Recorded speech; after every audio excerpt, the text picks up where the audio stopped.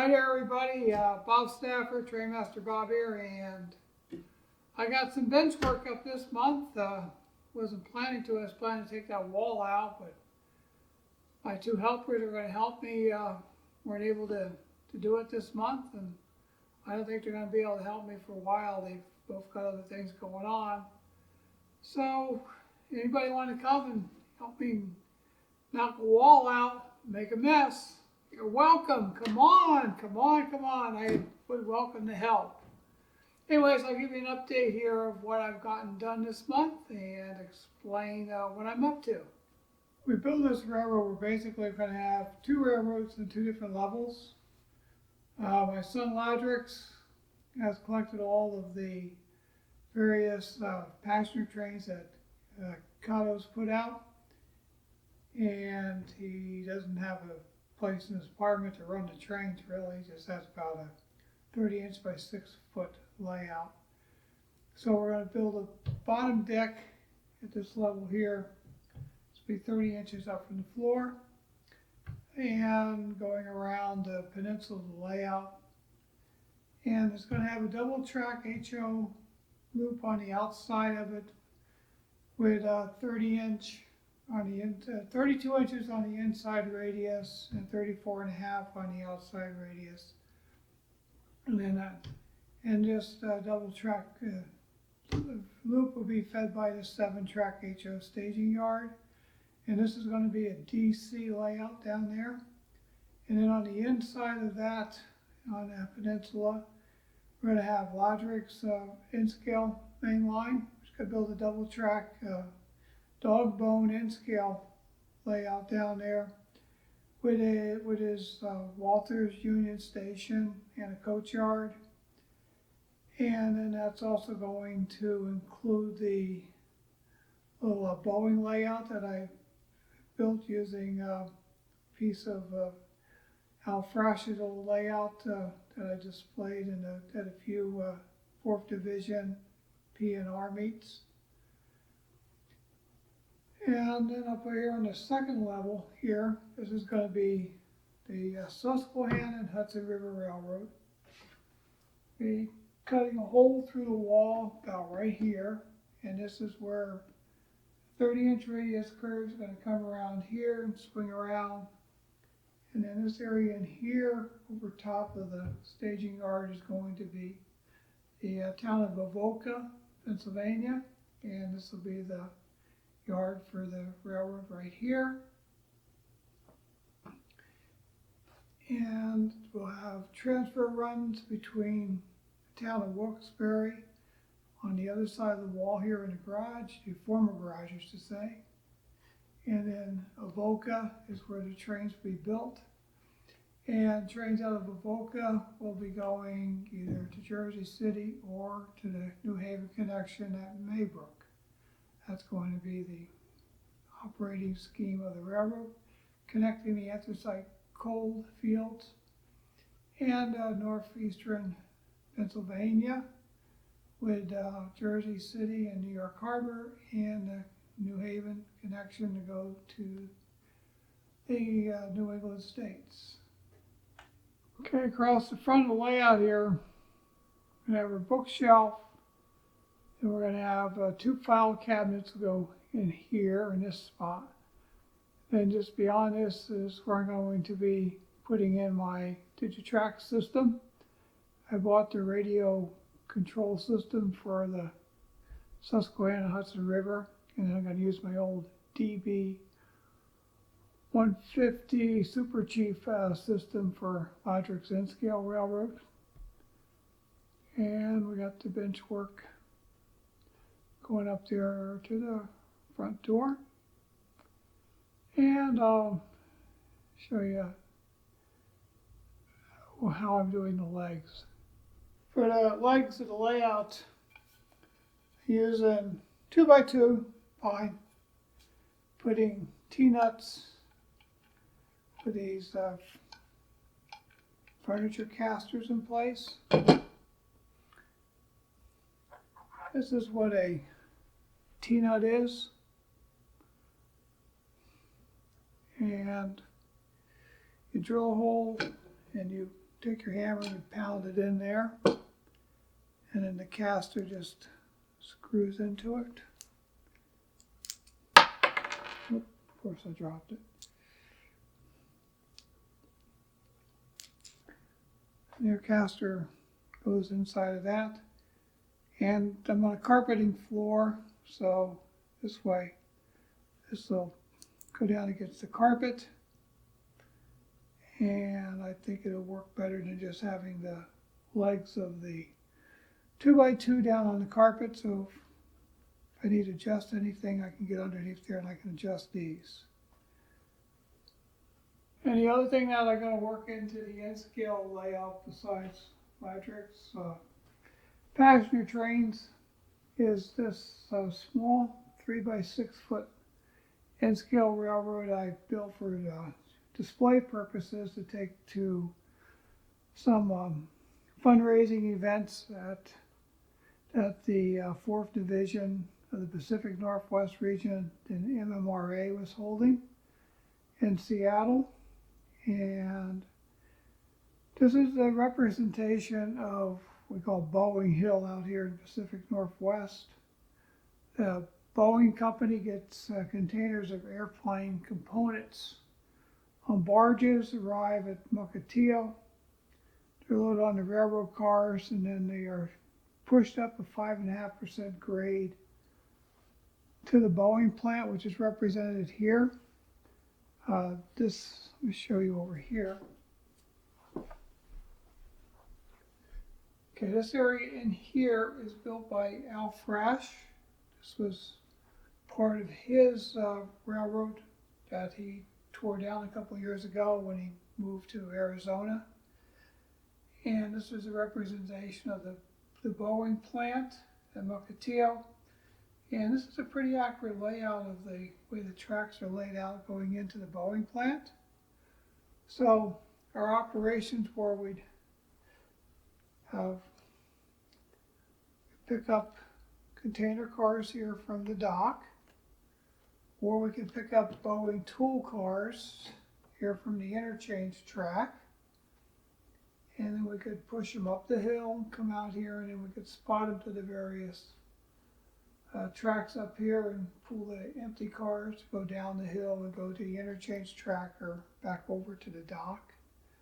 So when I took this to the different fundraising events that we had, I had a line of kids all waiting to run the train up and down the hill and spot the cars, and everybody seemed to be having a great time doing it. So this is going to be incorporated as part of the lower level in scale layout. I'm using a different method for fastening the track down in the staging yard. You know, I've been around trains my whole life, working on them, about them, and trains are noisy. So I'm not concerned about trying to cut down the layout roadbed noise at all. I rather like it because that's the way it was. So I just glue my track directly down to the plywood. I'm using 3/4 inch birch plywood. And when I get to doing the main line, the cork roadbed will also be glued directly down to the plywood. But in the past, I've always used caulk. And I've learned a new method now that's far superior, I think, than using the caulk that magazines recommend. And I'm going to do a short little video clip here as follows this on the method that I learned about here in the last few months and how it's done.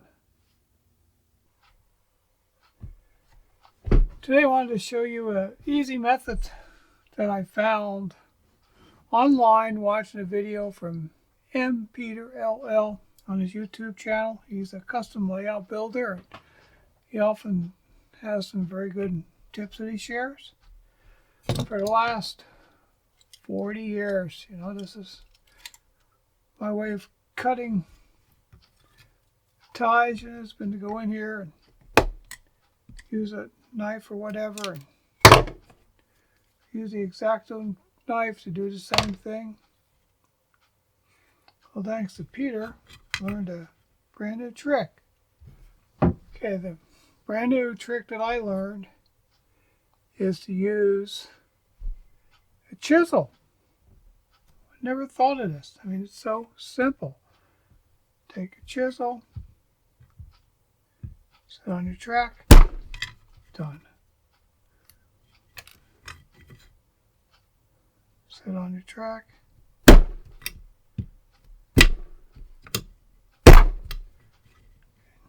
Done. We put our rail joiners on. Put my rail joiners on. I took a piece of Code 100 rail, ran the file along the bottom of the rail here and just angled it in a little bit so it'll be easy to put my rail joiner on the end, and I can just take my track and slide my rail joiner in. Easy peasy. Great little tool.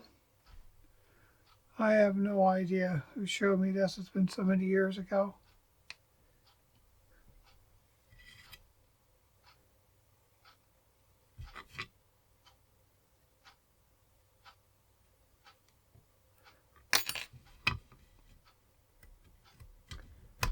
Put a track together. Just using a scrap piece of wood here from my construction work. The other thing I learned from Peter is this Crafter's Pick the Ultimate glue from Michaels and Hobby Lobby, found in both places. This is great stuff. This is a thick glue that is water-based, adheres to metals, plastic, glass, and more, it says here, but it dries clear and it dries flat. And when you put it on your track, the track immediately sticks to the surface you're gluing it to.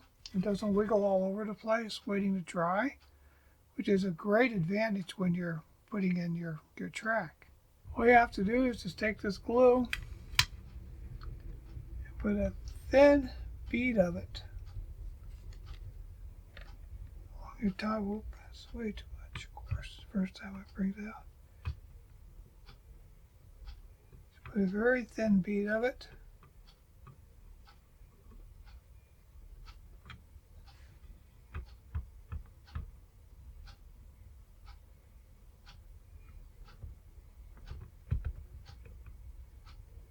Along your ties.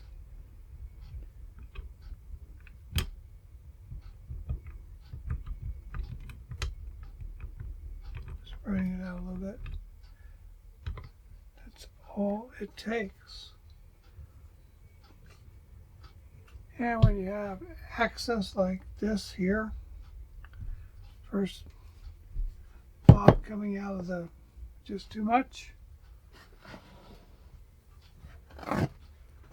very easy to do. Just paper towel and bring it up. And if you slop this around, a dampened paper towel picks this glue right up and cleans it up. Then all you have to do is just put your track down. Now I like to run a straight edge alongside my track when I'm gluing straight track. Just take my straight edge, run it right along the outside of my ties, make sure everything is straight. Just push my track down. That's all I have to do is just push the track down like that. Don't have to weight it down or anything. And this craft picker's glue adheres it. And here's another tip. Better than bullion, glass jars are great for model railroad uses. It's nice, it's heavy. Put your glue jar in there upside down. It'll hold it up, keep it ready for you to use.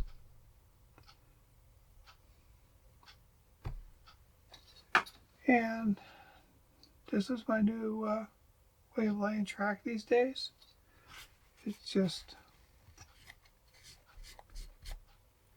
so simple, so easy, so fast, and it sure beats using caulk. I hope you enjoyed this update on what I've gotten done here in the last month. I am going to paint the bookcase and the fascia, the legs, everything with flat black paint. Actually, eggshell paint's what I bought in black. That'll help to hide everything. So this is Bob, and if you have found this to be useful, please give me a like and subscribe to the channel. And as I get some more done, I'll put some more updates on in here and keep you guys involved, and I'll let you know how things are going. I'm also going to put together a presentation on my track plan now that I have it drawn up and finalized, and share it in my operating concepts with you in a upcoming video.